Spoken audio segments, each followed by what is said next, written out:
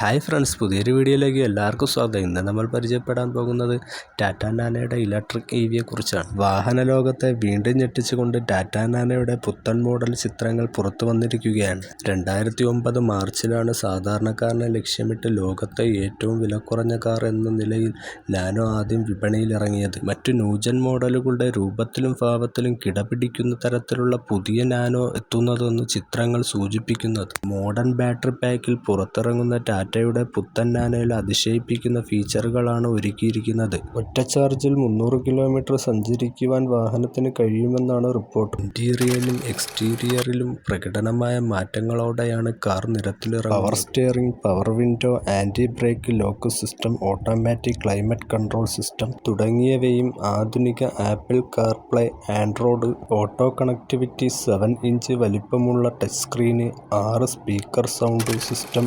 Internet connectivity, സുരക്ഷയ്ക്കായി remote control locking system തുടങ്ങിയ സൗകര്യങ്ങളും കാറിൽ ഒരുക്കിയിട്ടുണ്ട്. ഇത്രയും സൗകര്യങ്ങൾ ഒരുക്കിയിട്ടുണ്ടെങ്കിലും സാധാരണക്കാർക്ക് താങ്ങുവാനാകുന്ന വിലയായിരിക്കും വാഹനത്തിൽ ഉണ്ടാകുമെന്ന് പ്രതീക്ഷിക്കുന്നത്. രത്തൻ ടാറ്റയുടെ സ്വപ്നവാഹനമെന്ന നിലയിൽ പുറത്തിറങ്ങിയ നാനോയുടെ പുതിയ മോഡൽ ഉടൻ പുറത്തിറങ്ങുമെന്ന് നമുക്ക് പ്രതീക്ഷിക്കാം. വാഹന ലോകത്തെ പുതിയ വാർത്തകൾക്കായി ഈ ചാനൽ സബ്സ്ക്രൈബ് ചെയ്യുക. ഇഷ്ടമായെങ്കിൽ ലൈക്ക് ചെയ്യുക. പുതിയൊരു വീഡിയോയുമായി വീണ്ടും കാണാം.